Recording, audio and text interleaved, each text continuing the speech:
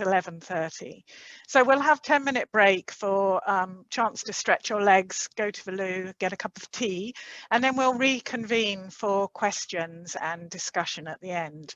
So as we go through the webinar, if you do have questions, please put them in the Q&A.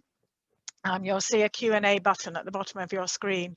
If you put questions there, we'll gather them up and have a look at them before we come back for the Q&A at the end.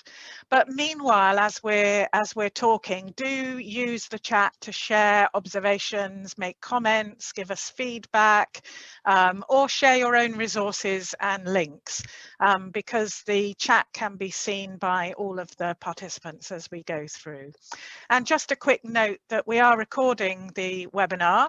I'm looking at Alison, we are recording the webinar, that's my biggest fear. So we will put this up on the Wahoon website after this event, so that if you want to rewatch it or refer it to colleagues, it will be there for quite some time to come. So the agenda for today looks something like this. I'm going to give a quick introduction and talk a little bit about what is a case study, what's the definition of a case study. And we will hear from Kelly from Age Cymru and from Nesta giving their perspectives on this as well. Then we'll have a brief look at what makes a good case study, and I will share a film example from Breathe, Sing for Lung Health, of a beautiful little case study they've made as a film. Then we will look in more depth at what the Wahoon case study template is, and I will show you how that sits on the Wahoon website and how you can fill that in to create your own case study to share through Wahoon. And then we will end with Catherine from Span Arts, and we will look at their lovely case study and really think about how they've used that case study to support their work before the break and the Q&A. So the first thing on the agenda is for us to think about what is a case study. And when Wahoon asked me to think about creating a case study template for them to share with the sector to make it easier for people to write case studies, I realized that there was actually quite a bit of confusion or ambiguity about exactly what a case study is. So at its most basic, it's a way of sharing what we do, a way of telling the story of our projects. But technically, a case study is also a detailed and factual account of one case, so one project or one program in a field of work. So when we write a case study, we usually write it about a particular project. So that's one project in either our organisation's field of work or in the sector's field of work. And the other thing that seemed really important about case studies in terms of why we write them, perhaps we're sharing them with policymakers or funders or peers and colleagues across the sector, is that they begin to articulate the outcomes and impacts of a project. So they describe not just the story in terms of what the project did, but also the story in terms of the impact that the project had. In some ways that seems quite clear, so I began to wonder why there was often ambiguity or confusion or misunderstandings around a case study, and I realise it's because they exist in three different contexts.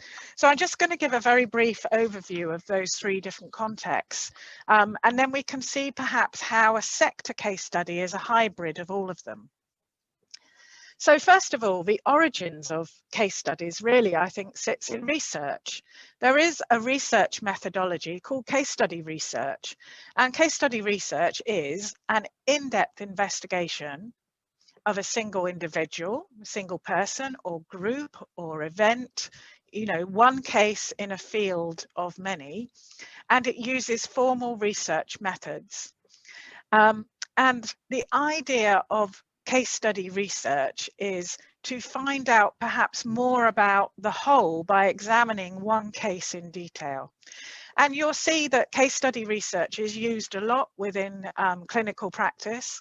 So here is a screen grab from a GP website showing the way in which case studies, clinical case studies of either individuals or of clinical practices are used in the training of medics to help them better understand particular individual health needs or particular clinical practices. So I don't know if you can see on your screen there, but one of those case studies says, well, I won't read that because I can't pronounce it. The only one I can pronounce with absolute clarity is there's a case study looking at asthma, can't say that either, asthma exacerbation with heroin use. So that's a lovely example to start us off this morning, isn't it? So, but I think case studies really originate within research, and their formal research methods are used to examine in case studies. But we also talk about case studies a lot within evaluation practice. And here, within evaluation, we're often focusing on one person's experience of a project in order to situate that across our understanding of the whole project. So that's called a participant case study. So sometimes when we were talking about developing a Wahoon case study, there was a little bit of confusion about, are we talking about a project or a participant case study? Participant case studies are an in-depth investigation of the impact of a project on one particular person, one participant. But within evaluation, we don't have to look at a participant. We could decide to do a case study of one workshop as part of a series of workshops. Or if we have a project running across different geographic locations, we could hone in and investigate one location, one geographic location in detail, or one performance, for example, as part of a wider run of performances. And all of this is about shining a light on one case, one example, in order to help us understand the whole. And critically, what this does is it provides not just generic evidence, but situated contextual learning on understanding. So case studies originate in research, they're used in evaluation, but we also get case studies used within marketing. And if you Google what is a case study, perhaps one of the first things that will come up are marketeers talking to you about how they use case studies in order to sell products or services. So a marketing case study is about persuading a customer to buy your product or to work with you to buy your service. But it has many overlaps with research case studies. It tells the story of how a particular product or service will deliver value to a customer by solving a problem or meeting a need. So a marketing case study will include a description of what the customer's problem is. So they might start off with something that goes along the lines of, I don't know, Steve had a real problem keeping his living room clean because he couldn't get in all the nooks and crannies and corners. And he might be trying to sell you a handheld vacuum, for example. So then they talk about how they solve that problem. Instead of having a big stand-up vacuum cleaner, they have a little tiny handheld one that he can just pick up at any moment and get in all the corners. And then they show how a particular customer has used this product and how it solved their problem, how it's delivered value to their lives. And a marketing case study will tell the story, but they will back up that story with evidence. So they might use statistics about that particular customer. They might use quotes from that customer to show that this isn't marketing they've made up. This is based on a real customer experience. And I think what's really useful to us in this sector when we think about how we write case studies is to think about the origins in those two camps, research and marketing, because in a way, when we're writing a sector case study, we are drawing on all of those three different contexts.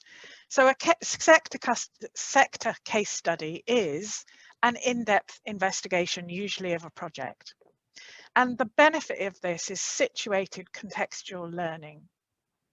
But it has to be underpinned by research or evaluation or at the very least reflection, because what we're doing is we're using evidence to ensure that the story we tell is credible.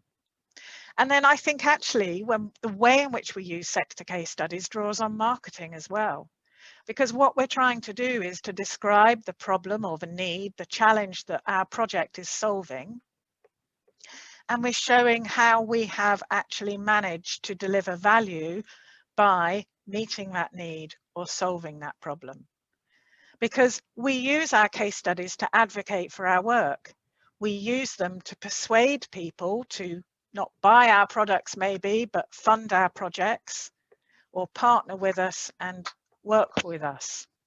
But I think when we write case studies for the sector, it's really important to make sure that perhaps they draw on all of those three backgrounds, that they are based on evidence, that they do clearly describe how the project meets a need or a challenge or solves a problem, in order that we can make them advocate for the work that we do.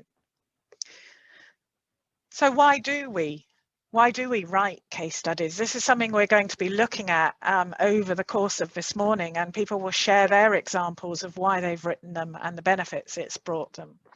We do it for a number of reasons. On the one hand, case studies are a brilliant way of making the work of this sector more visible to policymakers, funders, partners, and indeed to participants.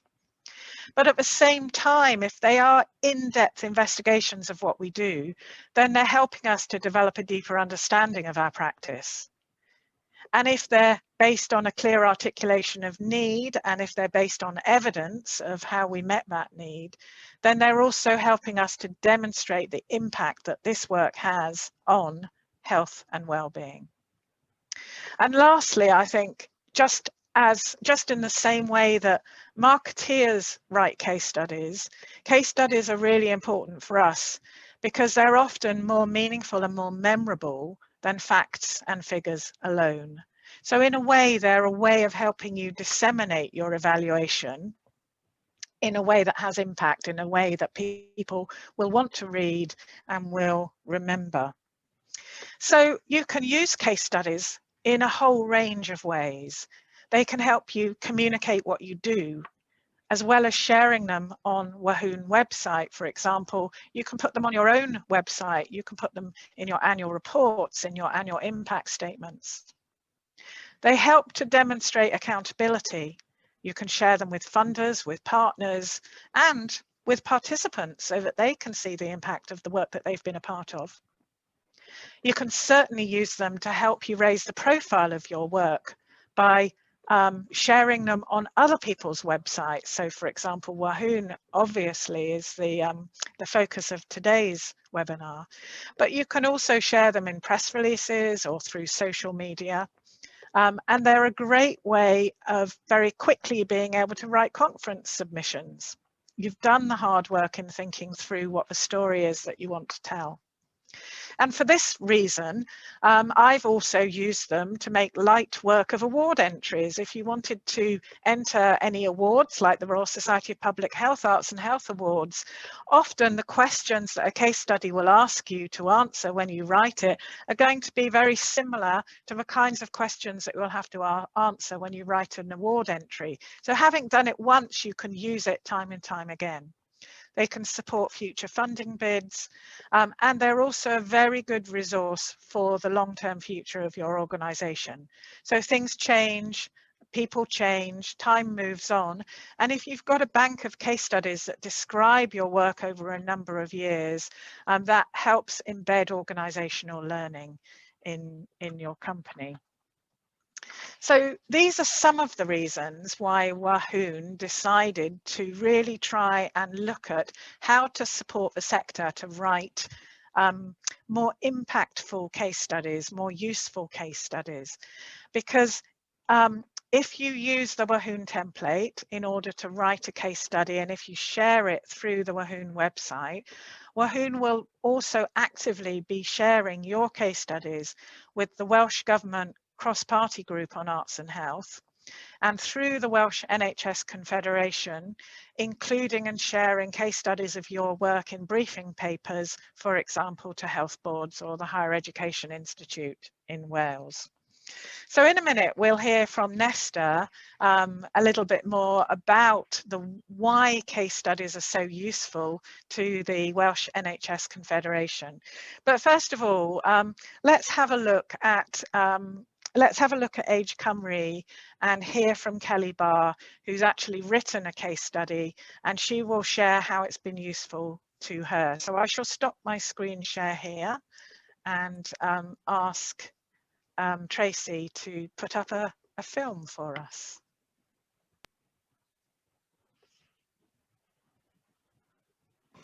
Hi, my name's Kelly Barr and I'm the Arts and Creativity Programme Manager for Age Cymru.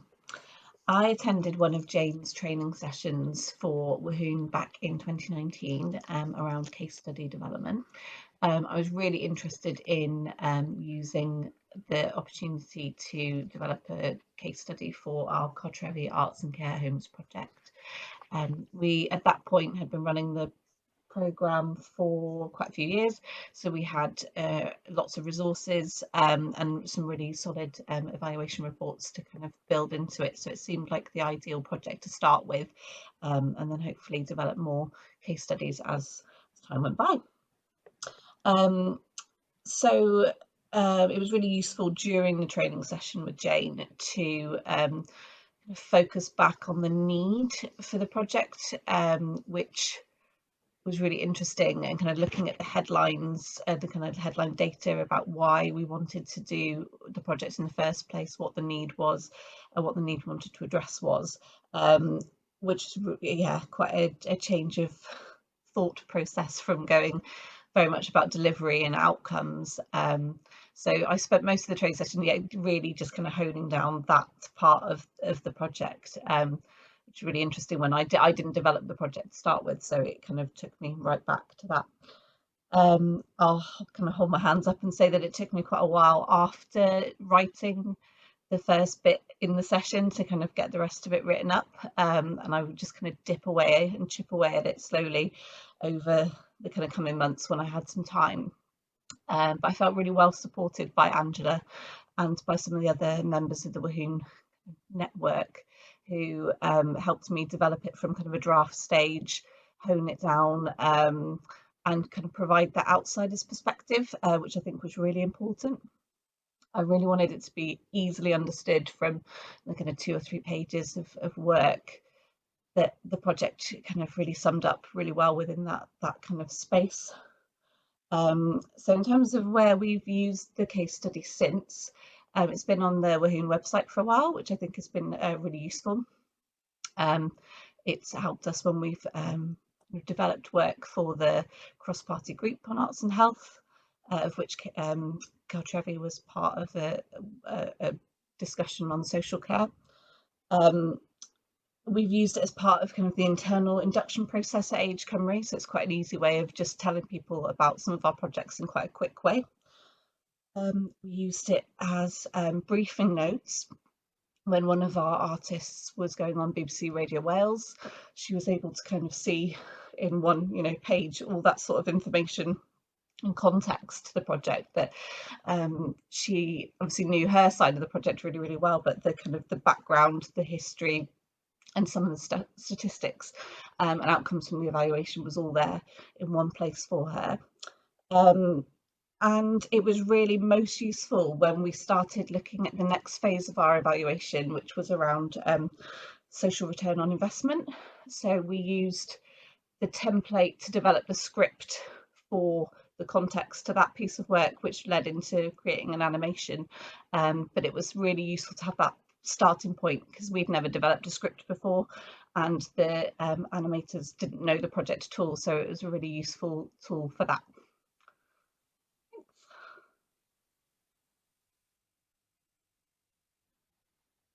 Great, thank you. And now I think we actually have the film that Kelly made based on the written case study that she wrote. So having written a case study, she then used that as a script, a structure for the film that was commissioned. So I think Tracy's going to share her film.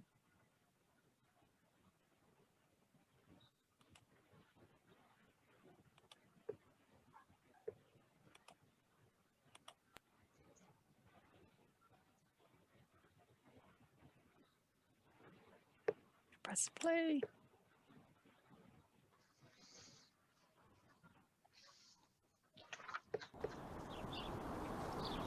I think there's a common misconception that once you hit a certain age, you've tried everything, you've done everything, and that you've just got to stick to your routine, and I think that's wrong. My name's Amy Williams. I'm a care worker.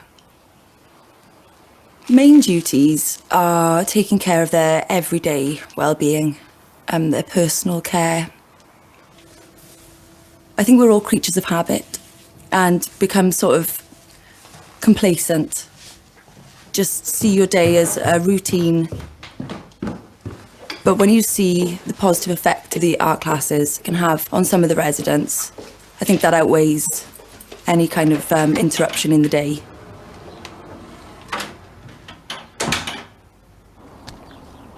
I've always loved art, but I was a hairdresser before I did the art, but that was always my passion, was I wanted to be creative.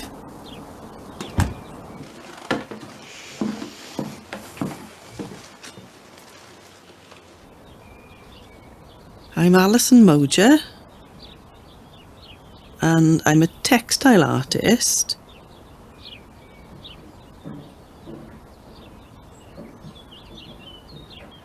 Whenever I go to the care home, I like to take something from the environment.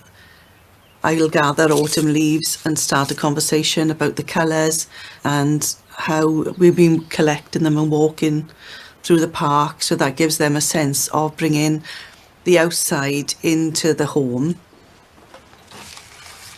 I wanted to set myself a challenge, let people understand how fragile a lot of these ladies and gentlemen are, but how strong they are in their personalities and their humour, and work and make something beautiful out of something that's very fragile.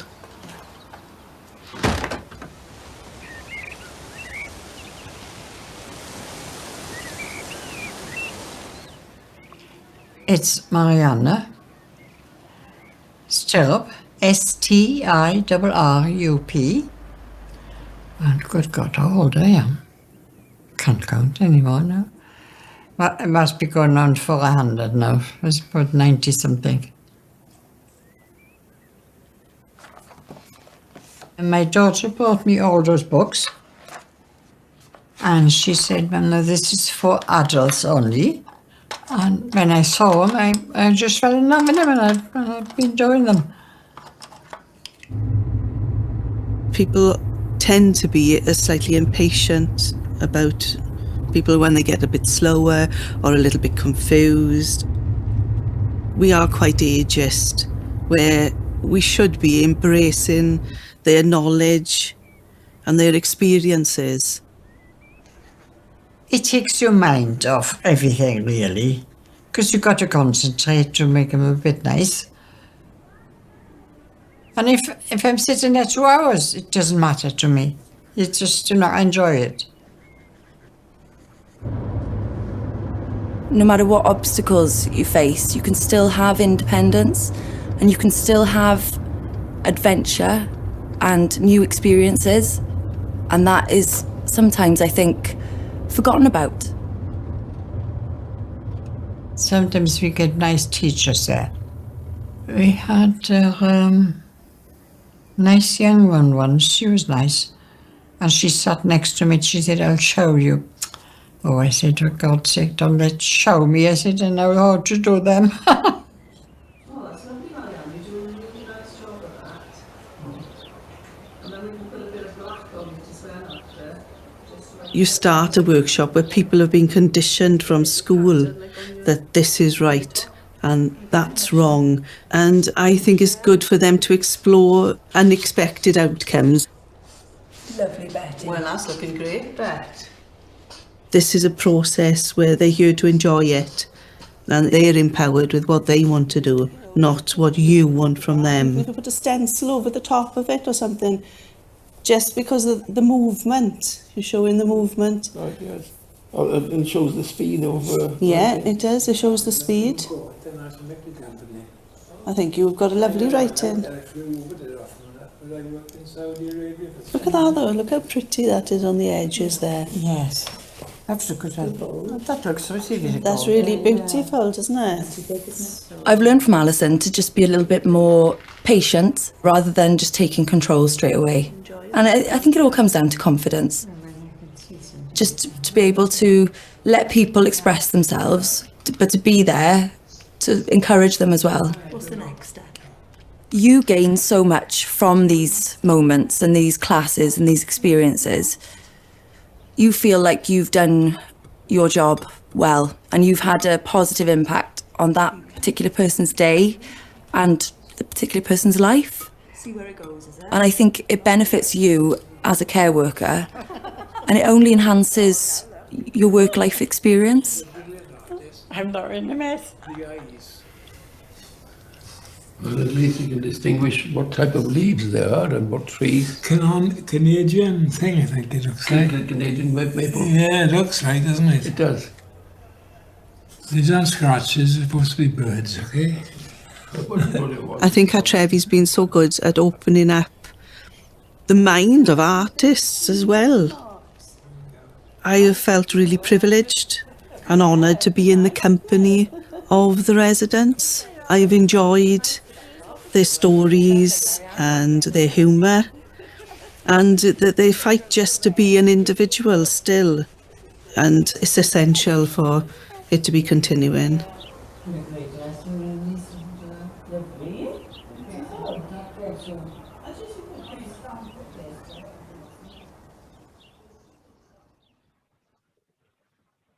Lovely. Thank you, Kelly. Thank you, Tracy. Yeah. Beautiful film, wasn't it? A beautiful film. And I think what I just want to reflect on in terms of what Kelly shared there was, and it responds to a question that I can see in the chat around whether a case study has to be a written document or whether we can be more creative with them. For example, can it be a film or could it be another format altogether? And I think that the simple answer to that is it doesn't have to just be a written document. As you can see from that beautiful film, you know, films are a wonderful way of telling the story of a project, of showing that in-depth exploration of a project. And what the Age Cymru film does really show there is what the need for the project was, what the context for the project was, why the project was set up. But very cleverly, because it follows the story of a member of staff in the care home, an older person living in the care home and the artist delivering the project, it also talks to us about the impact that the project had on the care home resident, the staff working in the care home and the artist. So it talks about the need and the context. It talks about the process, what was delivered. It talks about the impact that it had on all of those who took part. But I think it's not easy to make a really clear, articulate and compelling film like that without doing quite a lot of work to think through what the story is that you're going to tell. So I think what we're trying to do by developing a template for a written case study for Wahoon is to show you, to help you, to walk you through how you can do a written case study first of all, because that will help you really get your thoughts organized, and then from there you can innovate and be creative and turn it into a film or other ways of sharing the story. But now what I'd like to do is to introduce Nesta from the NHS Confederation, because maybe you've got some thoughts as well on where written case studies are important and where we should perhaps be more creative about how we tell our stories. And Nesta, would you like, I will share my screen because I know you've got some slides to share with us. Brilliant, thank you, Jane. And like you said, that video and that case study was very, very impactful. And In my short presentation, I'll just be touching on how the Welsh NHS Confederation has raised awareness of projects, initiatives and good practice as well across our membership in relation to both arts and health, but also how we use it probably every other week in our briefings, and how we engage both with our members but also with our stakeholders, including politicians. So in regards to the Welsh NHS Confederation, we are the membership body for all the NHS organisations in Wales. So the 7 local health boards, the 3 NHS trusts and 1 special health authority, Health Education Improvement Wales, who lead on workforce development and future workforce within the health and social care. And I know HEIW have been doing a lot of work developing resources with the Arts Council of Wales around how the arts can support the NHS workforce, especially due to the pressures that the pandemic has had on them. And a new statutory health authority will be established on the 1st of April, the Digital Health and Care Wales, which is going to be looking at digital across Wales. So the Welsh NHS Confederation, like I said, we support our members, we represent them, and our aim is to facilitate system leadership. And I guess that's where our memorandum of understanding with the Arts Council fits into it. So we've been doing a lot of work with the Arts Council since September 2017 to raise awareness of how the arts can support health and well-being. And we are very lucky in Wales that in all 7 health boards, there are arts and health coordinators due to the fantastic work that the Arts Council has been doing in Wales. So moving on to how we share good practice. So you may not see everything and be able to read everything there, but hopefully it just gives you an overview of what the Welsh NHS Confederation does in relation to case studies. So the main reason we at the Confed develop case studies and we include them in a range of briefings that we develop. And it's really to raise awareness of what our members are doing across Wales and to share good practice. So it's very much concentrating on how we can learn from each other and what initiatives that have worked well that other organisations, whether it's within the NHS or wider, can take forward and embed.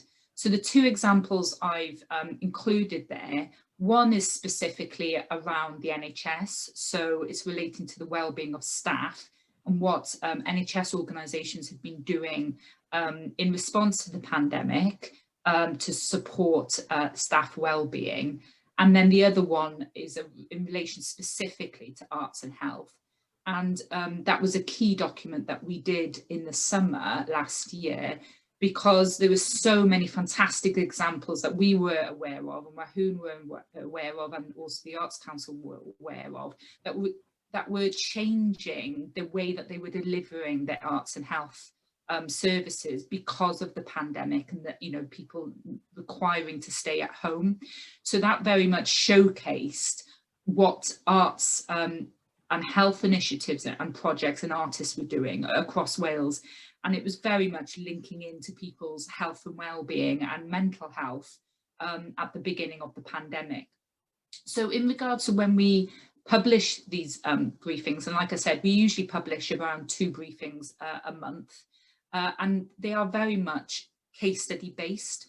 So we usually raise awareness when it comes to our members' briefings. So for example, with the wellbeing briefing, we keep it short in regards to the briefing. So it's usually about 12 pages, 12 to 14 pages, and 11 pages is an example from each one of our members to highlight what they are doing. So it's a case study from each one of our members. Once we've published or developed that briefing, there's a range of ways that has been touched on already from Jane and in regards to the video around how what we would call package the briefing and the case studies. So we usually put out a press release with the briefing, with a quote either from our director or from one of the initiatives that we're highlighting. We also then, because of how things have changed during the pandemic, we usually do vlogs. So we do short videos, which are about 1.5 minutes, just giving an overview of what the briefing is about and what we're trying to highlight. So we use those vlogs then and tweet about them. So you can see the tweet that we did when Phil George, the chair of the Arts Council of Wales, did a short video for us to promote the briefing that we were doing. And like I said, social media is key. And in the past, when we've done arts and health briefings, we've done a mini campaign. So what we've done is every day for 2 weeks, we've highlighted an example within the case studies or within that briefing. So every day we would have a case study and we would raise awareness of that initiative and the impact that has had on the health and well-being of the service user or the person that they've been supporting. We also share with politicians and we raise awareness of specific examples with members of the Senedd, and through there is a cross-party group in the Senedd of Arts and Health, which is chaired by Jane Bryant. And again, that's an opportunity to raise awareness with politicians of some of the initiatives that we've highlighted in our briefing. And there are a number of members of the Senedd who are great advocates for arts and health. And I'd like to say, really, we couldn't have done the arts and health briefings without the support of Angela and Wahoon and the fantastic case studies that people have sent Angela, and also the great work that Sally and the team at the Arts Council have been doing. So we do try and capture as many case studies as we can. So moving on to what makes a good case study, and I guess for us, like I said, the majority of the times that we use case studies is to raise awareness and understanding of what is happening in Wales, and also to raise awareness of the benefits that the arts can have on people's health and well-being. And I think that's one of the key things for the memorandum of understanding we've got with the Arts Council. So within our briefings, we have, like I said, standalone case studies. So it's either an arts and health initiative that is highlighted, or it's an initiative that our member has given us information on around something that they're doing, whether it's arts and health related or not. So linking back to the 2 briefings that I mentioned previously, so you'll see here some examples of the case studies within those briefings. So what we usually do with our case studies is we need to make it visually attractive. So we usually have, we ask our members, or we ask, Angela and the case studies that she receives for a photo to make it, visually appealing, and people are then, captured visually by what is happening. The other key thing is around, having that personal impact. So having quotes from either somebody who's accessed that service or from the practitioner who is doing that project. So we always try and include quotes in there, and we also always try and include links to further information. So if somebody is interested in the case study, then there are opportunities then to read more about it. And, we always include people's Twitter handles, websites, and things like that. So then, everybody has it in one place, really. And statistics are always important, I think, especially with members of the Senedd and for NHS leaders as well. When they see statistics around the impact and the outcome and the number of people that have been supported through an initiative or a project, I think that, always gets their attention, very, very quickly.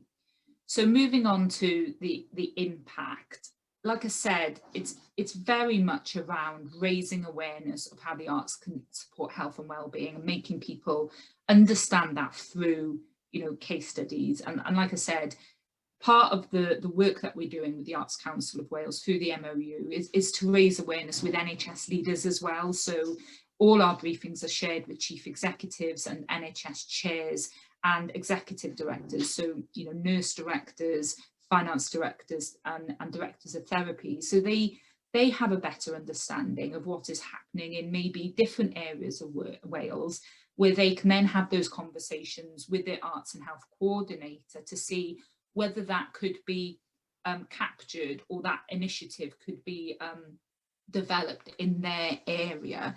So one of the things that I'm highlighting here is around, we have done a number of briefings for the arts and health cross-party group, and we have themes that we look at, and we usually ask people to come and talk more about their initiative or their project with members of the Senedd. And Cartrefi was one example that we have received quite a lot of information on, and we've had discussions with members of Senedd around Cartrefi and the impact it's had. So just highlighting here just some of the briefings that we've done, and like I said, it's about raising awareness, raising understanding with a wider audience, and the impact that it has on health and well-being. And I think since the MOU was established 4 years ago, there has been a significant amount of development. And during the pandemic, we've definitely seen it, both in regards to the field hospitals that were established to support the NHS in response to the pandemic. A lot of the NHS leaders and people who are working on NHS estates were saying, we need to make these places more, the environment more friendly, more appealing. And there's a new hospital that's been built in Iron Bevan in Cwmbran, and the arts has definitely had a big impact on the environment of that hospital, and that's definitely something that other environments are looking at as well. And so there is that greater understanding, I think, across the NHS around the impact that the arts and health can have on well-being. So just to summarise briefly through the key points. So if we can go on to the next slide. Lovely, thank you. So I guess for us in the Confed, the case studies that we receive are slightly different because they are one case study in a package. So they're usually one case study including another 11. So what we try and ask our members, and when Angela sends us case studies, is keep it succinct. So usually it's one page of A4, including the pictures, so making it engaging, having a catchy title that catches people's attention. So having visuals and, like I said, quotes and feedback from people who have accessed that initiative. Links to further information are always important, and it's looking at different ways of raising awareness. So I know there that there was the video was very, very good, and I know somebody's put in the chat around the cost around that. But I think now if you do a vlog, so talking to camera for 1.5 minutes, that's another way of promoting the impact that your initiative can have. So there are different ways of doing it. And like I said, it's the evidence is around, and I know Jane will probably touch on this more, and I'm sure the case study template does as well, is around the impact it's had on the outcomes for the service user, the society impact that it's had on the service user and people who've accessed the service. And within the NHS, things are still very money-based in some ways, and we are shifting to a preventative model of health and care. So highlighting the financial impact that your service has had in the long term, because at the moment, like I said, we're still in that very acute responding to pressures and the acute and hospital-based care, but actually, in the long term, the NHS very much wants to move to a community-based preventative model to ensure that people can stay healthy, active, and in their own homes for longer. And I think, as the Cartrefi example highlighted, the massive well-being benefits that arts initiatives can have. And I think also just highlighting if it can be scaled up. So is your initiative something that is very specific to whether it's your area or your population, or whether it can be scaled up? So again, it's giving examples that, that's something that NHS leaders are always being asked. If something is going well in one area, The question is, can it and how can it be scaled up across Wales? So then there isn't that duplication. So I know that is, you know, very, very difficult, because a lot of arts and health initiatives are very much community based and very much working with individual communities. But it's a question of, you know, learning lessons and what you did to establish that initiative, and what others could do to possibly duplicate or do something similar, depending on their population needs. So that's a very brief overview, and if there are any questions, I'm happy to take it. Fantastic. Thank you so much, Nesta. That was dense with really useful advice and information from your perspective. And as I listened to you, my heart was slightly in my mouth, and I was thinking, goodness me, I hope that was so clear in terms of what you need, that I was hoping that the template that we've developed for Wahoon is actually meeting all those criteria. And I kind of doing this now because I think we are hopefully meeting those criteria with the template. So and the other observation I have really, I think, is, you know, how lucky you are across Wales to have the joint memorandum, to have the agreement, and to have the support of Arts Council Wales, the NHS Confederation and Wahoon, all working together to really share practice in this way. So, you know, it's a fantastic opportunity really for practitioners and organisations to communicate and share what you do. There is an appetite for it. So really, this next slide is in a way recapping on some of what Nesta's already said. And I think we're pretty much on the same page, which I'm glad to see. So I kind of summed up what makes a good case study in terms of it has to be creative, it has to be credible, and it has to be meaningful. So I think it is really important that you have to tell a good story. It can't be dull and boring. You need to bring it alive. You need to think about how you can use quotes from participants or stakeholders or partners to really illustrate what you're doing and the impact it has. It has to be engaging and a good read, or in fact a good film. But that's not enough. We're not actually just telling stories, we're telling credible stories. So if you are making claims about outcomes or impacts, about the change a project delivered, then those have to be backed up by evidence. And that includes being, I think, really specific about facts and figures. So not just being specific about outcomes in terms of facts and statistics, but also in terms of how you describe your project or your program. All too often when people write case studies, they forget to tell us how many weeks did the project run for, how many artists were engaged, how many participants took place, how many hours contact time there was. All of those really specific details can help to give a much clearer idea of what the project was, and also therefore a much clearer idea about whether the project could be scaled up and developed or delivered elsewhere. And we need to get a sense as well, in terms of credibility, that what you're telling us is unbiased. So make sure the quotes are not all from the artist, but also maybe from the partners and stakeholders.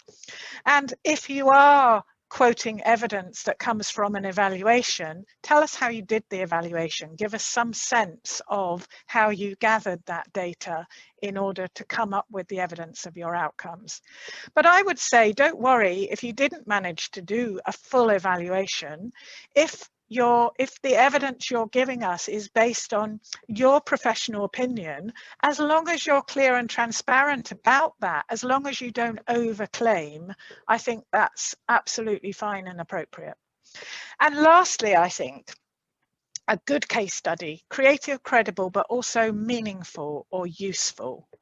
And for me, that's about being really clear about how your project is meeting a particular need or problem. Or as Nesta said, you know, it's about the impact in terms of health and well-being. What was the need? What did you do? And what impact did it have in relation to health and well-being? How did, or in terms of the marketing case study that we mentioned earlier, how has your project solved the problem or helped to meet a particular need?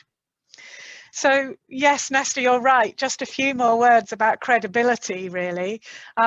This webinar isn't going to go into how to evaluate a project. That's a whole different training session or webinar, I think. But I think it is important for us to perhaps think of case studies as ways of helping you disseminate what you might have found out through your evaluation.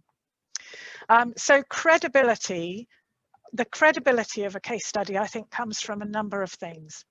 First of all, I think it is about being really clear about the need your project's meeting. Why did you do the project? Don't just tell us what you did, but tell us why you did it, what the need was for the project. When you're making claims about outcomes or impacts, focus on what's changed as a result of your project and base those findings on evidence, base it on the evaluation that you did, or at least on any reflection that you did within your organisation. Don't overclaim, tell us where the evidence comes from so that we can assess whether it is coming from a full evaluation or whether it's coming from professional assessment or reflective practice. And do be reflective. A case study is also an opportunity for you to raise any thoughts or questions or reflections that you have in response to your project. So those might be thoughts about how it might be scaled up and extended, or how it might be delivered in other parts of the country. And lastly, as Nesta said in her talk, case studies are a really important way for us to share learning across the sector. And that includes sharing learning of good practice. But really, it's so useful for us also to reflect not just on what worked, but on what didn't work, because we can learn so much from each other if we are only willing to share the challenges, the difficulties, the problems that we had when delivering our projects. So the case study template that we've developed for Wahoon has a whole section around lessons learned. And that's an invitation for us to perhaps be a little bit more open and reflective about the challenges that we faced. So before we move on, I want to share with you one more short film, and this is from Breathe Arts Health Research. And these are little short case study films that they've developed in response to a project that they delivered during lockdown. So I thought it's interesting to share because it is a remote project delivered online, Singing for Lung Health. But I also wanted to share it because in terms of a short case study film, I think it mirrors the arc of the Wahoon case study template really well. So when you watch this film, what I'd like you to do is to think about how it's really describing the problem or the need for the project, how much it's telling you about what was actually delivered and the way it was delivered, how it's conveying to you the impact the project had on the people who took part, and also what it might be hinting at in terms of legacy or learning from the project, because those are the key headings that we'll look at in terms of the template. So I'll stop sharing again and ask Tracy just to line up this next film for us.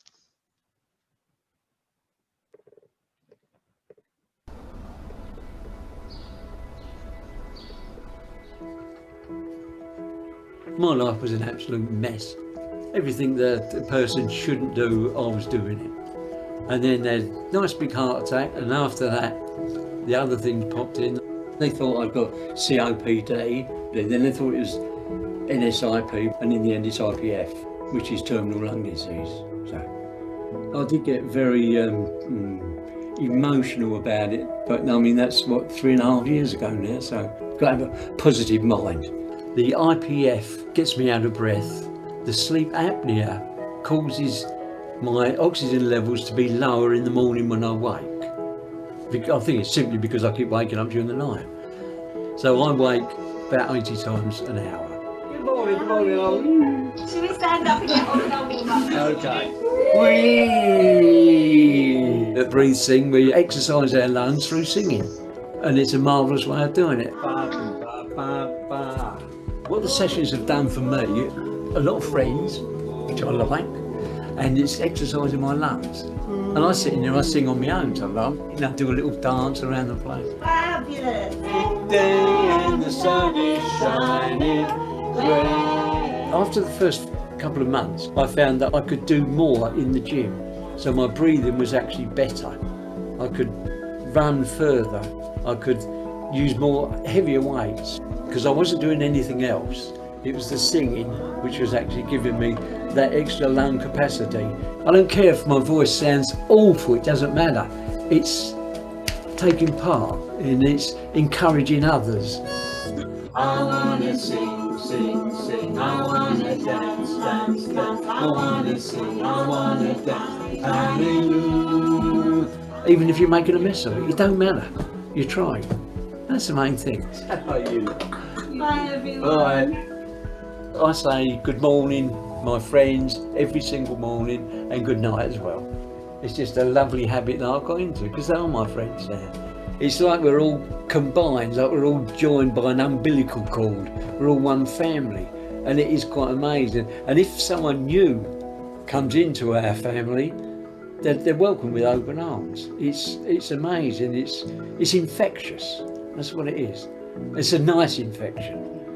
Yeah, I love it. I honestly do.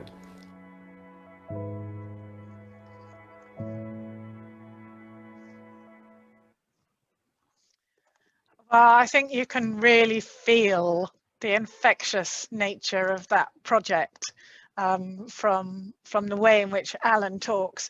But the reason I wanted to share that with you is I think it's been very cleverly put together and edited because it combines a lot of very factual, detailed information that clearly articulates the need. He talks about the health problem, IPF, but then he talks about why the health problem is a problem, what the challenge or need is.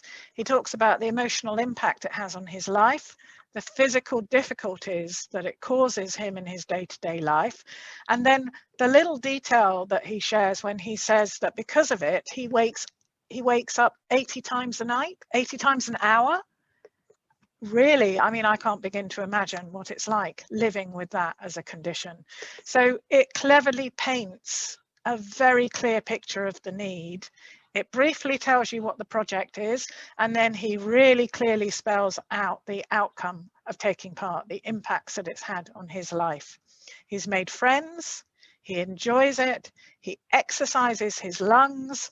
That means he's now able to go to the gym. That means he can breathe better. And not just that, it supports him because he's made connections, they've formed a family.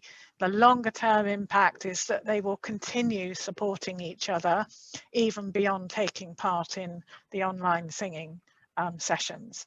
So I think in terms of the structure of the case study that we're looking for, that's a really good example of it. So moving on to focus on the Wahoon template, let's just have a look at what it is. We have developed a template to help you write case studies. And the reason that we've done this is that, as Kelly said in her film, before we developed this new template, people told us that it was taking them a long time to write case studies, that they found it really difficult to work out how to organize the information, how to put it into a succinct document. Nesta told us how important it is that case studies are short and succinct.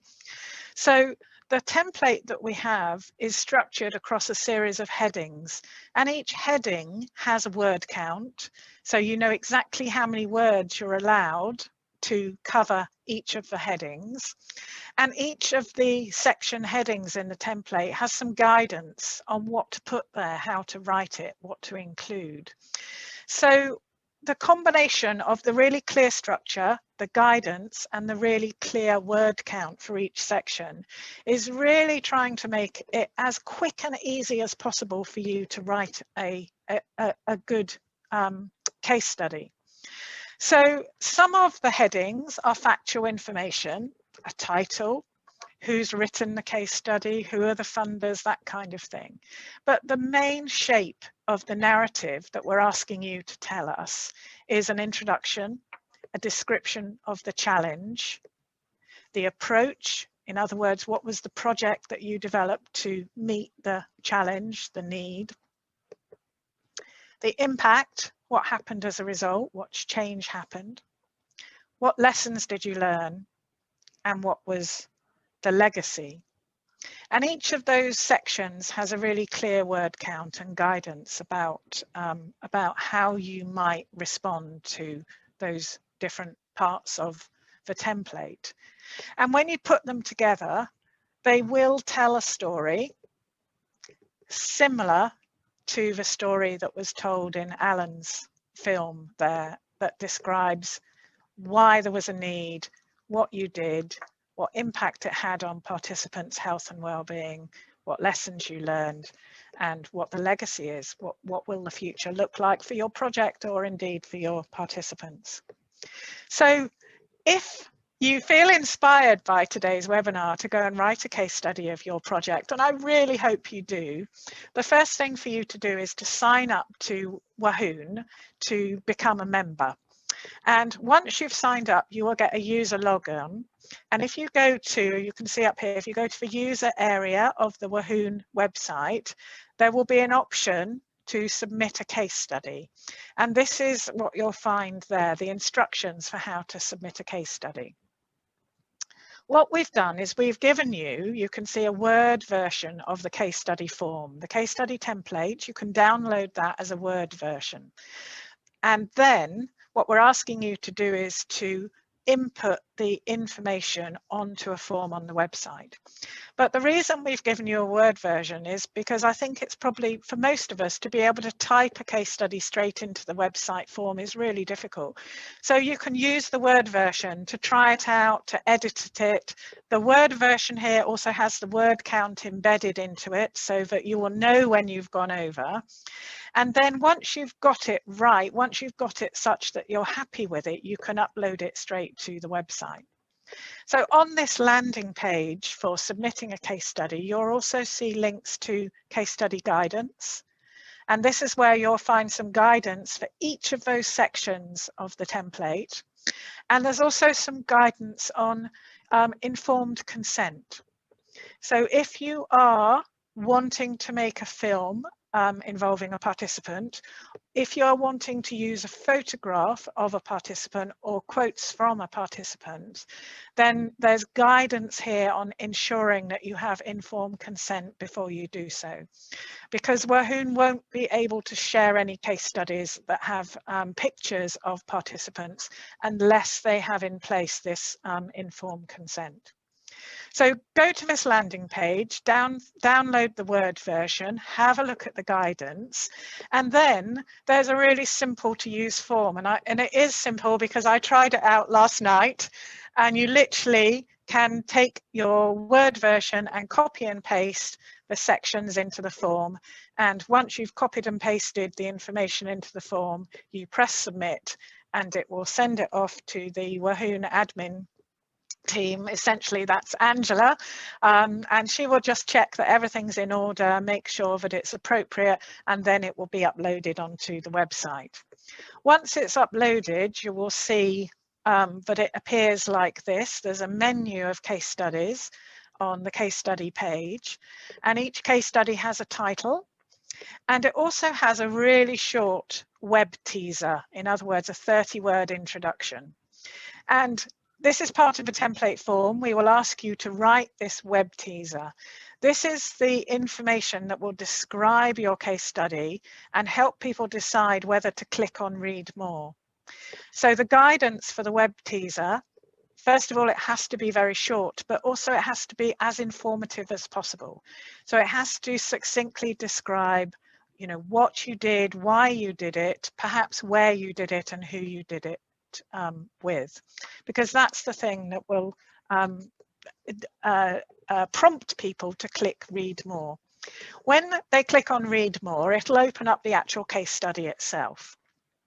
So you can see that when that the sections include information on who wrote it, the author, when it was written. As you can see, this is the information I put in last night, and it's based on the Cartrevi project that Kelly told us about in her film earlier.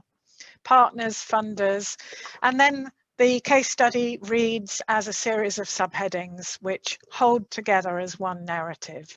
So we can just see here the first two. The introduction is very short, and again it describes the who, what, where, why and when of the project.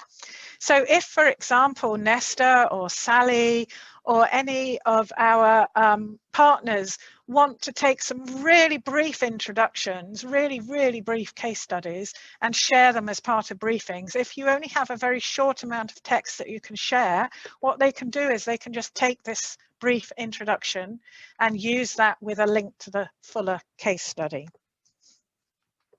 I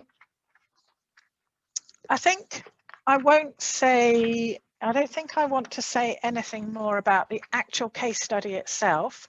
You can go on the Wahoon website and explore it, and we will be running 2 case study workshops, this time next week and this time the week after.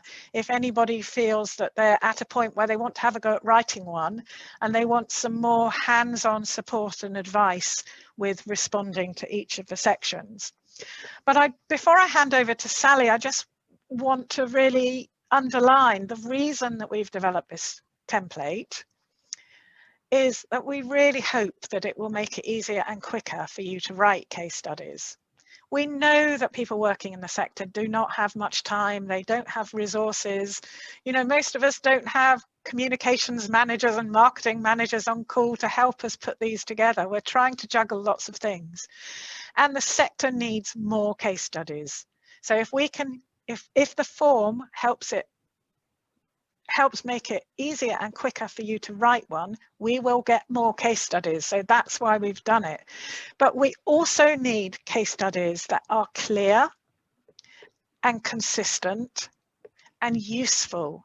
So by giving you this structure to follow and the guidance, we hope that not only will we get more case studies, but the quality and consistency will be there, and they'll be as useful as possible for people.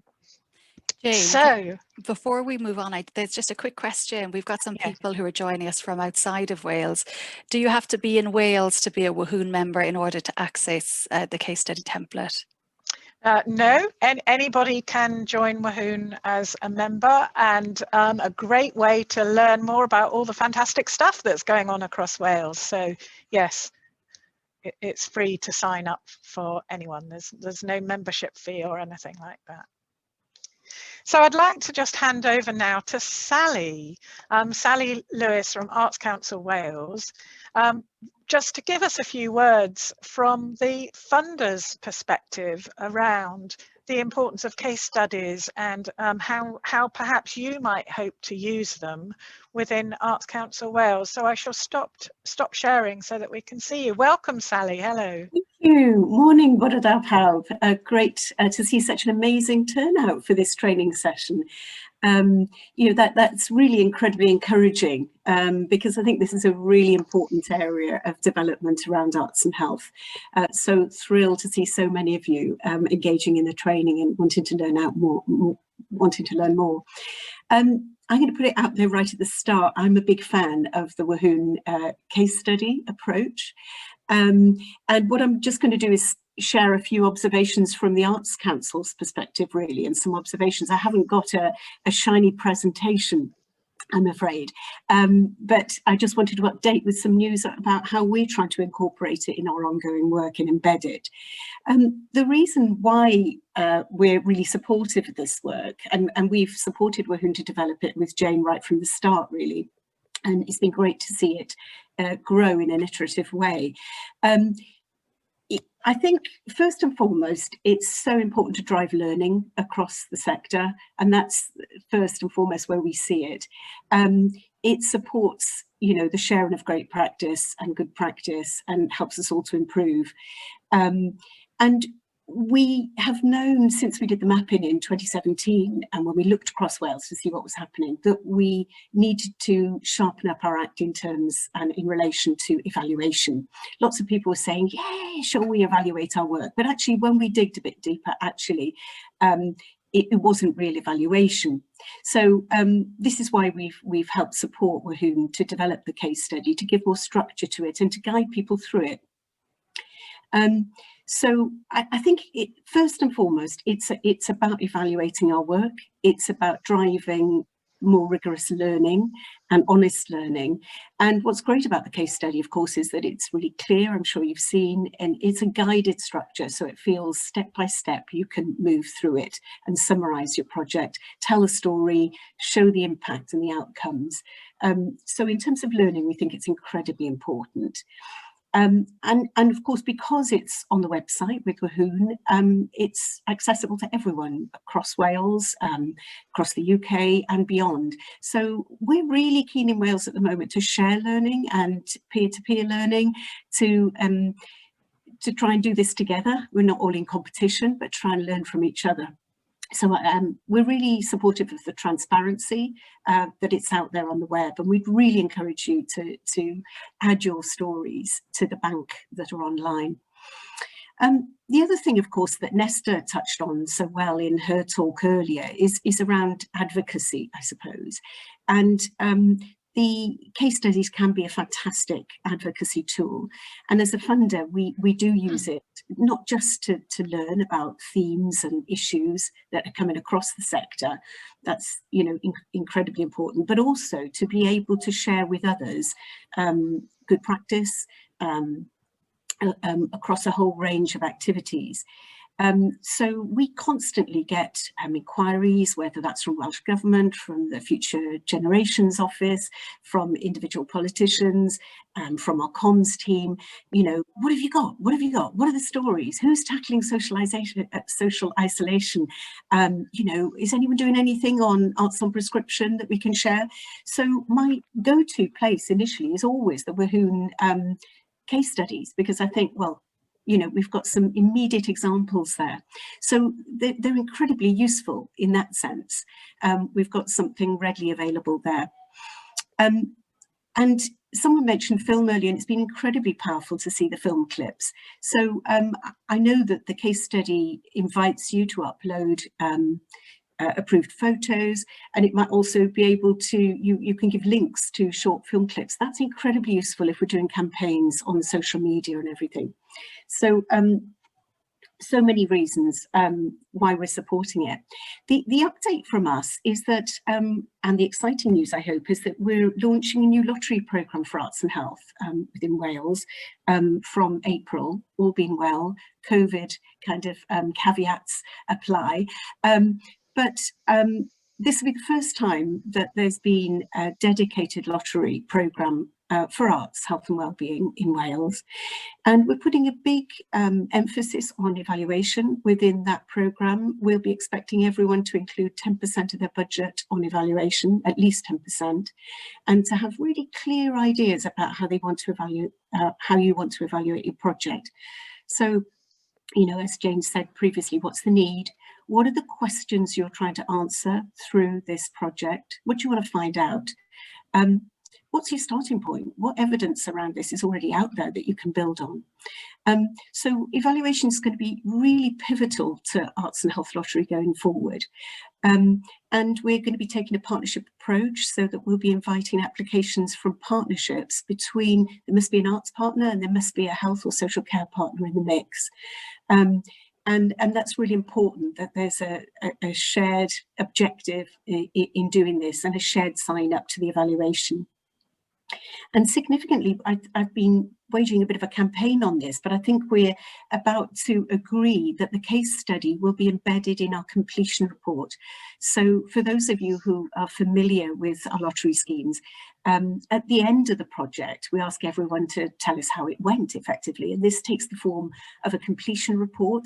There's a lot of generic information there about where you worked and with who you worked, and equalities information that's really critical.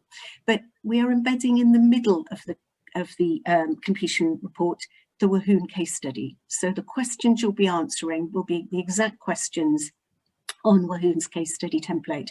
And this will enable us to then, because it's a kind of database, to be able to then hive off those bits of information and share them with Wahoon for the website. So by completing an Arts Council Lottery Arts and Health project, and by completing the evaluation form at the end, you will have done by default your case study, and it will be shared and uploaded.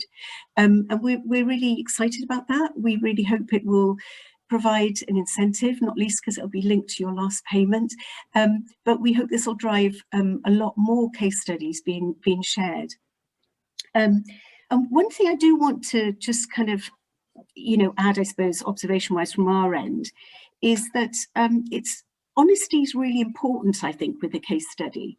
I think when you're communicating with the funder, they must always feel a bit of pressure to tell us it went incredibly well, but we know that not all projects are a kind of 100%, a triumph. They can't be. And it's sometimes in the things that went wrong where we learn the most. And what I would say as a funder and a critical friend would be, please be honest, because it's very easy to read gloss actually when it comes in. Please be really honest about what worked and what didn't, and what you want to do better next time, because that's what feeds the next piece of work and informs it, and that really, really helps us.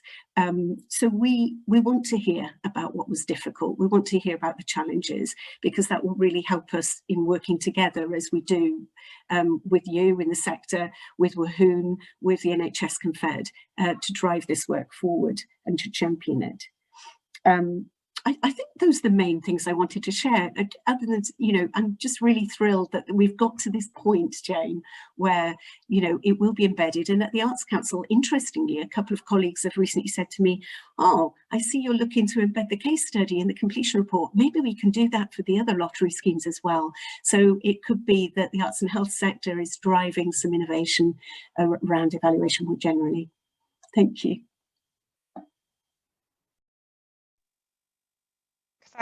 Thank you, Sally. I think, I think that gives all of us a reason to go out and really think about how, not just how to share our practice, but also critically your points about how to reflect on our practice, how to really think about what we're doing, why we're doing it, how we can do it better. So yes, who knows, maybe this process of developing case studies will initiate some kind of step change across the arts and health field. So we are going to close, I think, by hearing from Catherine Lambert from Span Arts, who wrote a case study of the remote choir. And Catherine is going to share, I think, a film that was made based on that case study, but also help us close the webinar by reflecting on the benefits of actually developing a case study to Span Arts as an organisation. So welcome, Catherine. Thank you for joining us. Over to you. Thanks, Jane. Hi, I just introduced myself as the director of Span. We're a community arts organisation based in Pembrokeshire, working across rural county really to try to create arts as social change in a rural Pembrokeshire. I've been asked to talk, as Jane says, about the remote choir, which actually for us is a project that we delivered just over 3 years ago now. And I would say that as a result of writing and creating a film about the case study, it's still working for us now, which means it's worked really hard for us. I think, though, instead of introducing the project, I'd like to show you the film itself. So Tracy, if you could share the film, please.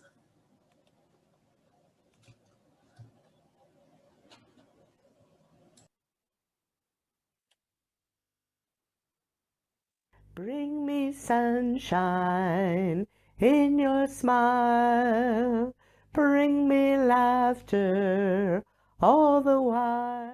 Remote choir was developed in response to the increase in loneliness and isolation that's being experienced by older people in the UK at the moment, and in particular the fact that in Pembrokeshire we have a much higher than average population of elderly people. What attracted me to the Remote Choir project was the opportunity to work with such a broad range of different people from different backgrounds, and the concept of bringing people together to share music and singing. Bring me fun, bring me sunshine, bring me love. The participants were in a variety of different situations. Some of them were living alone, some of them were supported by partners, and some of them were living in health settings around the county. They all experienced a variety of different health conditions as well, including ME, MS, depression, COPD, Alzheimer's, dementia, autism and diabetes. But they were all united by the fact that they struggled to leave their own homes and they were experiencing loneliness of some kind. The aims of the project were to reduce loneliness and isolation, improve people's health and well-being, improve people's confidence and skills, introduce people to digital technology, and to create a new song about the experiences of isolated older people. You're trying to draw them all together, get them all to sing it in the same key, write a song which incorporates all of their feelings and emotions about the changes that have happened from when they were well to now, then to teach that back to another massive group of singers. It is one of the most challenging things that I've ever done in my life, but also one of the most rewarding. Sing, sing, sing about my life. Sing, oh sing, sing about my life. Sing, oh sing, sing about my life that I led.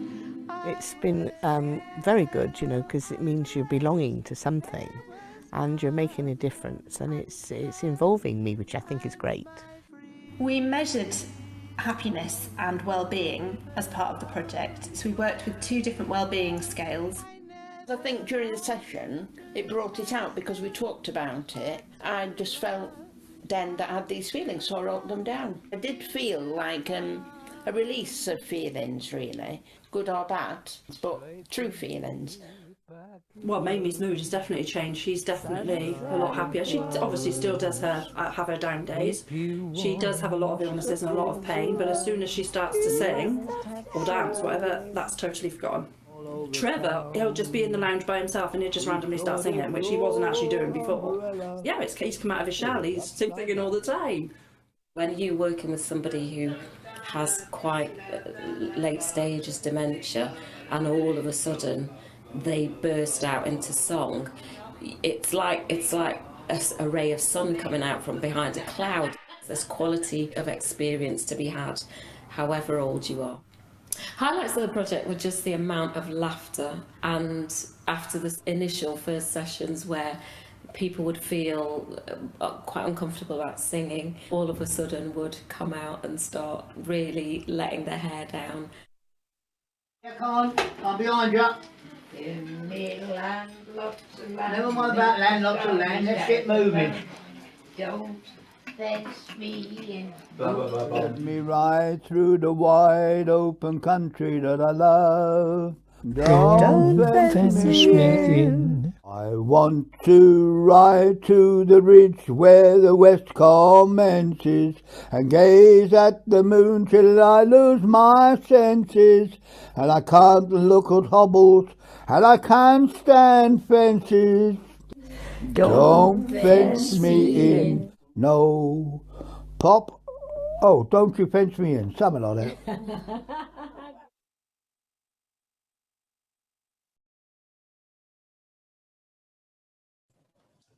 So I've just been asked to say, you know, how have we used that film and how's it been useful to us? And I suppose I wanted to start by saying a couple of years ago we went to one of the Wahoon case study training sessions, and they talked then about the case study being a bit like gold dust, and our experience is really that it genuinely has been. We are a small organisation, and I think it can be a bit intimidating in a sense to think, oh, I need to create this really coherent, powerful document about the story of this project and then turn that into a film. But in our experience, it's well worth all the effort, and it has really helped us as an organisation. I think it is an incredibly powerful and effective tool to influence partners, funders, and also is probably worked harder for us than any other piece of more traditional marketing that we've done at SPAN over the years. It has definitely helped to raise the profile of our work and to tell the story about the work that we are doing and the impact of that work. And I think that's in part also been about talking in a language that certainly our health and social care partners and funders understand. And I suppose, you know, as an example, even three years on, just this week or last week, we were approached by Wales Arts International to showcase this project in a St David's Day celebration, and that really is quite something 3 years after the project was taking place. We've also had it featured in things like the briefing papers mentioned earlier by the NHS, so they've been taken to cross-party groups and been that has helped in terms of credibility, and we've also been able to tell other funders and partners that we've had that sort of coverage, that we are being noticed and the projects are being made aware of and valued at an NHS and Health Board level, which is something that on our own we simply haven't been able to do.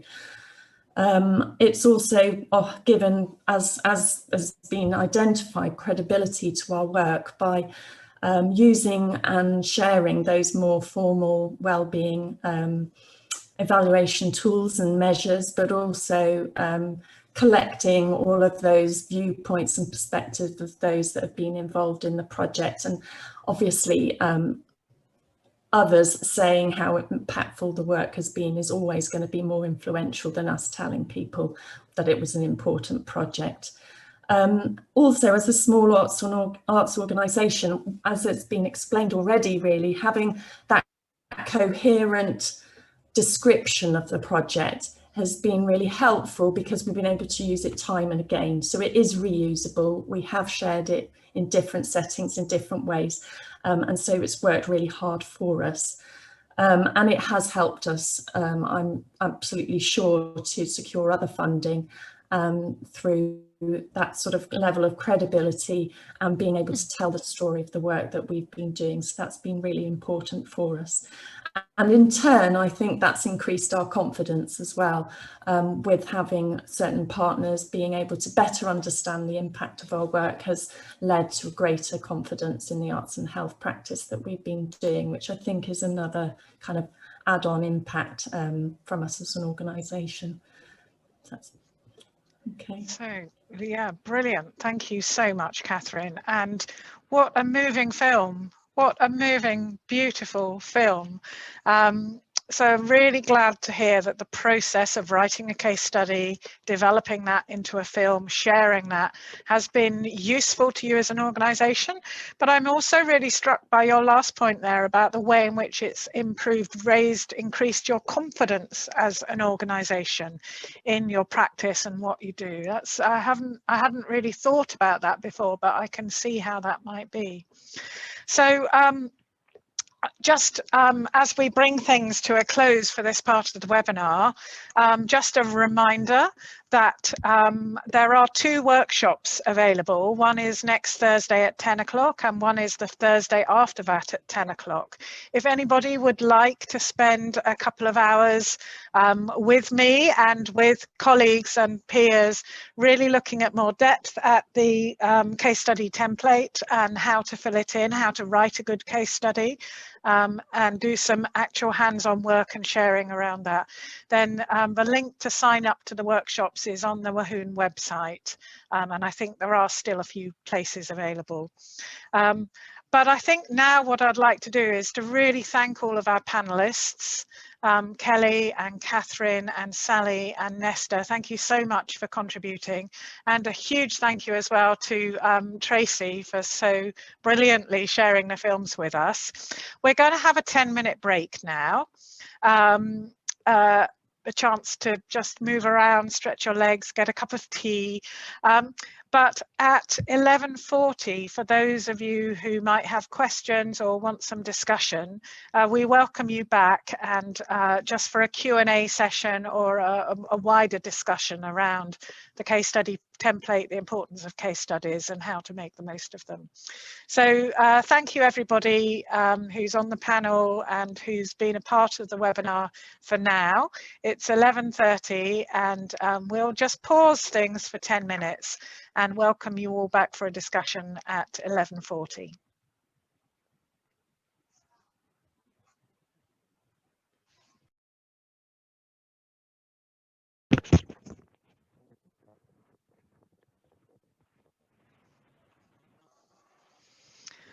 Great, so welcome back. The strange thing about a webinar is not being able to see everybody who's here.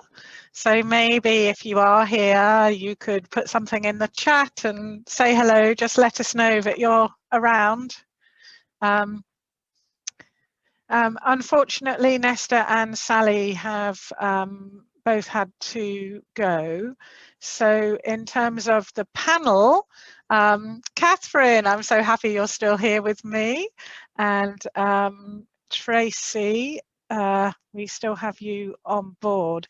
So maybe first of all, Tracy, I know that you've been putting quite a lot of links and resources in the chat as we've gone along. So do you just want to flag up to people what's in the chat if they want to see? Yeah, sure. I've just linked to the speakers as we've gone along. So I've linked to the Wales NHS Confederation, to their website. Nesta shared a couple of case study examples, briefing papers, and I put their Twitter handle. It seems that the social media links are really important for them.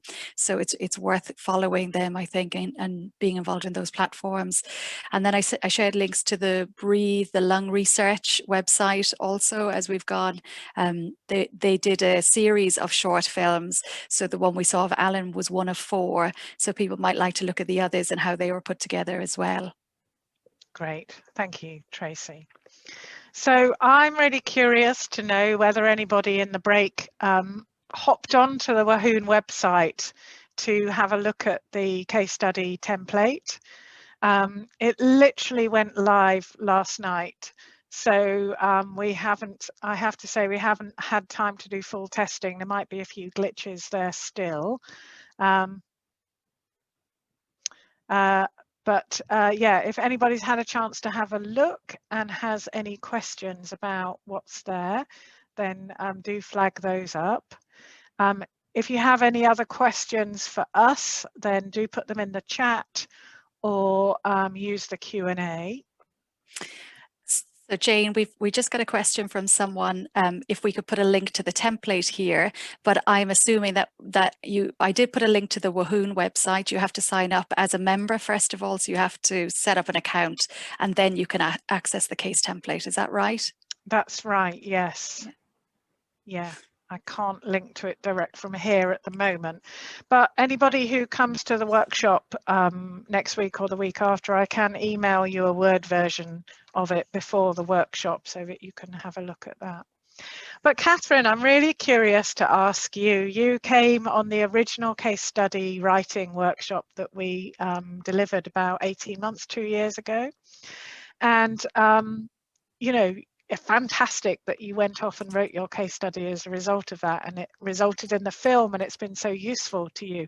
I'm curious to know, do you think having this more structured approach to a case study template would have been useful to you at the time? Was it difficult to write one without the template, and would you have welcomed a template? Yes, I think absolutely. To have a template to help guide what information you are looking for in terms of creating that story would definitely help. I'm also pleased to hear from Sally that might form part of a reporting back to Arts Council mechanism, because I think a lot of the time we're all writing evaluation reports, but we're not really sure, and that evaluation report is often not being shared in the same way. So a shareable document that then others can learn more about and learn from, I think is a much better strategy really for writing. And yes, I think having guidance really, and also being clear about the word count, because we can all write too much information if we're not, you know, to explain the story. It can only be a helpful thing. And have you gone on to write any more case studies of other aspects of your work since? Yeah, we have. And I must say they are difficult and they're not always as successful. But I think as long as we keep trying, then we do start to create a body of case studies and stories. I think that also at the outset of any project, really at that point, we need to know, you know, that we're going to write a case study about this project, because it does influence the whole approach to the project. In terms of, for the remote choir project, we created an individual participant case study for each key participant. So there were 12 participant case studies that informed the final overall project case study. So in order to have those stories, you need to know where every individual participant is starting out. So it does shape the whole project that you're trying to develop and deliver, and we have tried to do that. And I think Nesta also identified a case study we wrote for the Can Sing online singing project, which has also been featured in the NHS newsletter, which was also great as well. So again, yeah, the more that we do them, the better we get, and you know, as well, really. Yes, and I think as well that they're trying, that the structure of them as well is perhaps trying to shape a way of thinking about projects.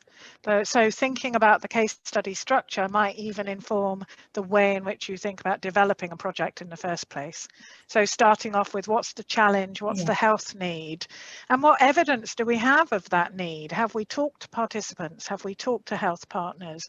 What do they tell us about the need that will inform the project that's delivered?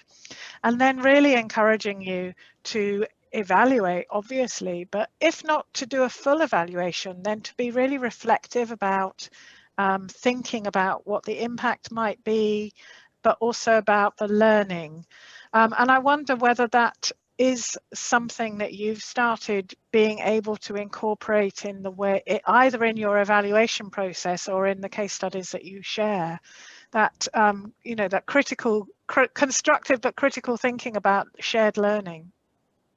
Yeah, I mean, I think, yes, it's probably woven throughout the way we're thinking about developing new projects, the way that we try to draw down support and partnerships for new projects and schemes of work. And I think, you know, at the moment in particular, all our health and social care kind of partners, there's a really open-minded attitude at the moment, and I think that is a result of more and more of these, collectively, the language and impact of these stories about the impact of arts and health provision has really grown so massively at the moment, so that can only be a good thing.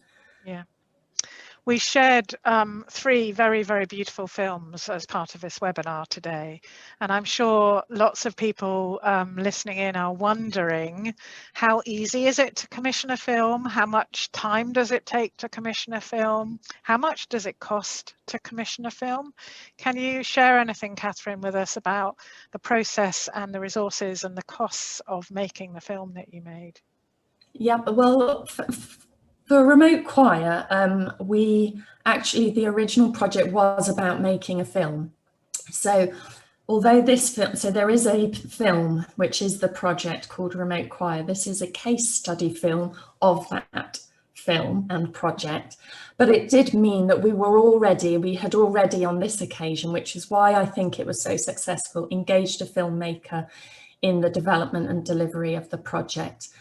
So we already had footage, and we already, our participants already had some rapport with that filmmaker who they were introduced to at the beginning of the project. So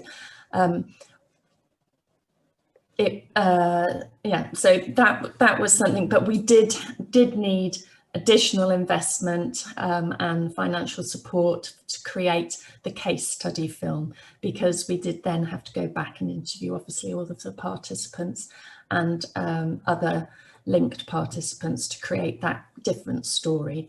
We're in the process of trying to create another case study film at the moment about a project that we produced during lockdown. And the filmmakers weren't present in the initial development and delivery of the project. So it's taken a bit longer, I would say, and it's harder and a bit more complex to be able to coherently weave together that story in quite a difficult time as well. And so what do you want to know? Numbers, figures for how much we've spent on filmmakers to create that story? It's probably somewhere between £1,000 and £2,000, depending on the scale of the film and the project. So there is, and we now do our very best in any funding application for a project. We add in an evaluation cost, but we're also trying where we possibly can to budget for a film to be made as part of that, because as I say, we found it so powerful, and a film is so much more easily shareable and does move people in a way that a written document isn't reaching and isn't quite as emotive so easily as a film, which people are now very sophisticated in terms of what they digest and expect to experience when someone tells them a story. So yeah, I think it is worth it, but it does cost a bit more. Well, £1,000 to £2,000 sounds like very, very good value for the quality of film that you produce. So well done, congratulations, that's really good. There's a question in the Q&A from Rachel Halfield Macy about the filmmaking, and as part of your question, Rachel, I think there's a really interesting nugget in there, and that's around whether the process of filming informed or influenced the project. So that's a bit like saying, does the process of reflecting or the process of evaluating inform the shape of the project? Did you, Catherine, did you gain any insights, or did you make any changes to the way you are working as a result of making the film? Well, by the time we made the film on that project, the project was essentially completed. So the film did come, the case study film came after the project. What we will have done, and we continue to do, is use the learning of that, creating that film, and therefore the coherence of the story, the kind of identification of the need and the health impacts. We've continually reworking and thinking about all of those things that help us to ultimately create a project that has meaning to the participants and is trying to solve the project. So I think it probably, yes, has helped us to refine and improve and develop the projects that we try to deliver. Yeah, great, in thanks. Different ways. And Morwenna is asking how long the filmmaking process took, but in a way, I don't know if you can answer that, because that would depend on how long the project might last and whether you're capturing film all the way through or whether you're just interviewing people at the end of a project. And it sounds like for you, you were filming all the way through. Yeah. Jane, can I jump in? We had another question that came through in the chat. We've had a number of students, MA students with us today, and somebody asked, can I upload a case study done within my master's to the Wahoon website, or would it have to be a case study done after university? I would say that the criteria for a good case study are around having evidence of the impact of the project. So if, as part of your master's, you've delivered a project and you've evaluated that project, or you have some critical reflection and learning based on the project, I don't think it makes a difference as to whether you've done it while you're studying or after you're studying. It's about the quality of the project, the quality of the reflection, the quality of the evaluation and evidence that you have about the impact of the project. Yeah. Thank you, she says. I mean, we seem to be talking about films quite a lot there, which I think is really, we have shared a lot of films. And I think probably one last observation about the film is, I remember Nesta said in her presentation that the NHS Confederation uses vlogs, which would be just literally a 90-second film, a 1.5 minute film of somebody talking about a case study. So for anybody who doesn't have the time or the resources or the budget to make a full sort of 3-minute, 4-minute film, and I think it is important that these case study films are not longer than 3 or 4 minutes. If anybody doesn't have the resources for that, then you might want to think about how you could just make almost a homemade 90-second vlog. Maybe some of the quotes are directly from participants or from stakeholders or from those involved in the project. And we have a question here about permission, about consent. So Linda Porter, you're asking, you did a large-scale landscape artwork project for a hospital. Would permission from the hospital be required within a case study? No photos of patients would be used, but anonymous feedback from patients and staff was gathered. I think in terms of what WAHWN are asking for in terms of informed consent, it is more specifically if you want to use particularly pictures of participants in case studies, you must have signed consent. I think if you want to talk about a project you did with a health partner, whether it's a capital project in a hospital or whether it's any other project with the health partner, it's always good practice to involve the partner, get their permission for sharing it. But from the WAHWN point of view, we don't require consent from a hospital partner if you're talking about, for example, a landscape artwork project within a hospital setting. But I think it is good practice, especially if you're quoting feedback from patients and staff, to let the hospital know what you're doing.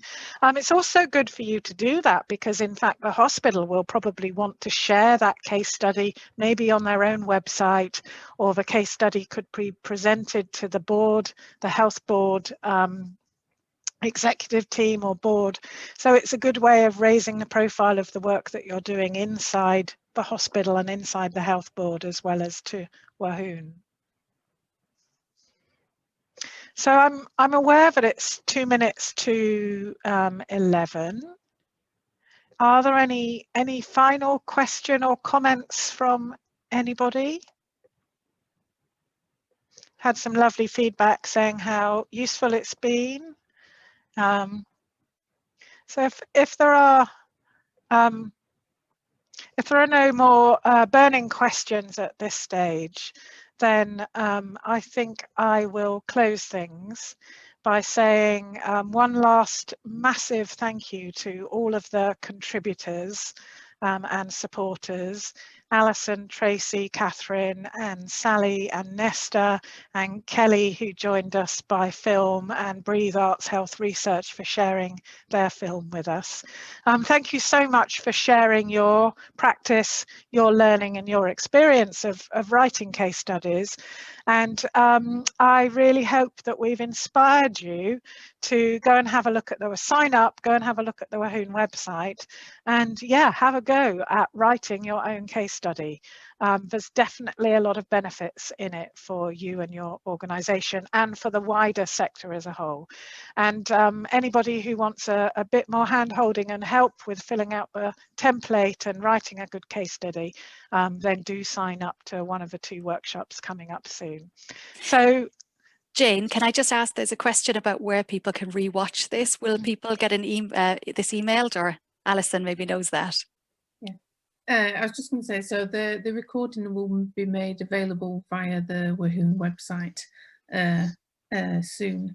If anyone has outstanding questions about how to access information on the Wahoon website or join in or anything in relation to this or the workshops next week, Wahoon is coordinated by Angela Rogers.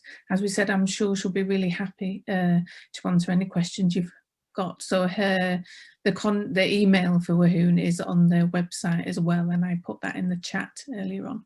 Okay, so do feel free to contact her if there's any sort of questions we haven't answered today. And thank you very much to Jane for facilitating the session, which was great, and to all the rest of the panelists. And thank you to everyone for coming. Okay, thank you. So thank you and goodbye. Thank you.